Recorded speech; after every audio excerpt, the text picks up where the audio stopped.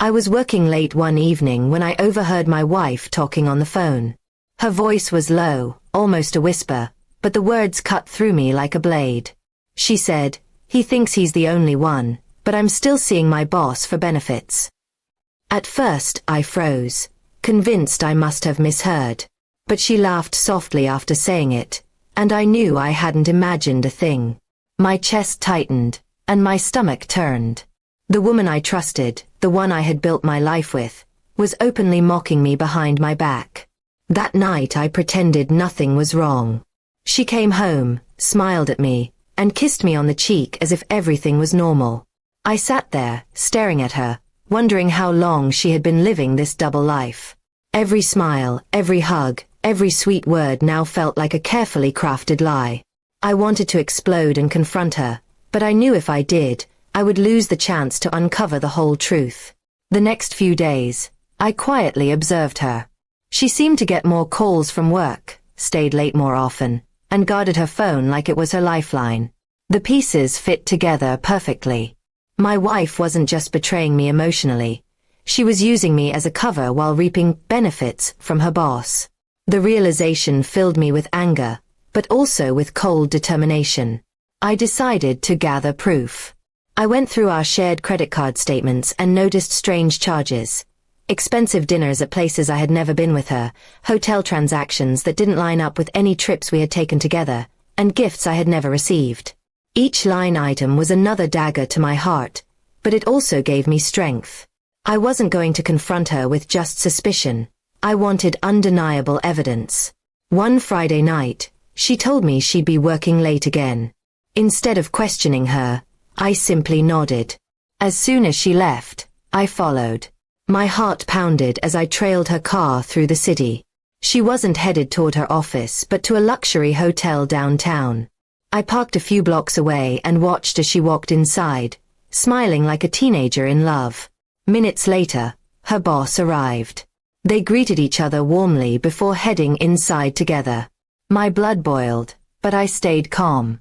That night, I didn't confront her. I took photos. I documented everything. It wasn't about jealousy anymore. It was about justice. She had played me for a fool, but I wasn't going to let her walk away clean. The next morning she returned home, pretending she had been working late. She kissed me casually and started making breakfast. I looked at her and realized how well she had mastered the art of deception. But I said nothing. I just smiled and went along, letting her believe her mask was still intact. For weeks, I kept building my case. Screenshots of her messages, pictures of her meetings, financial records, all neatly organized. It wasn't just for me. It was for the lawyer I planned to hire. If she thought she could betray me and still benefit from our marriage, she was wrong. Finally, the day came when I was ready. I scheduled a private meeting with a divorce attorney and handed over everything. The lawyer's eyes widened at the depth of betrayal I had documented.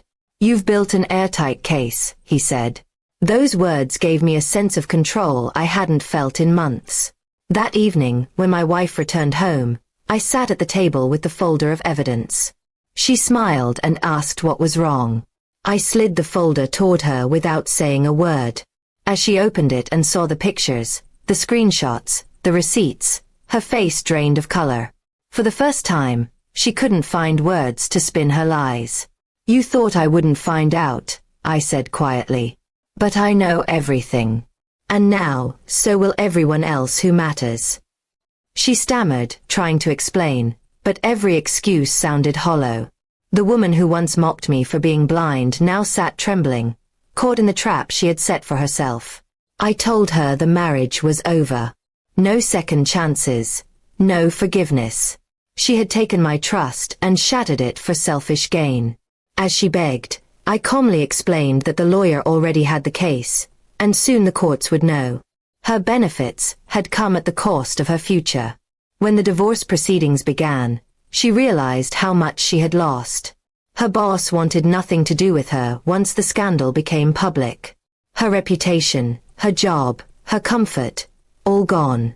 Meanwhile, I walked away with my dignity, my financial security protected, and my head held high. Looking back, the betrayal hurt, but the revenge was simple. The truth. She once said, "He thinks he's the only one," but in the end, I was the only one who saw through her lies and made sure she paid the price. And as I signed the final divorce papers, I felt something I hadn't in a long time. Freedom.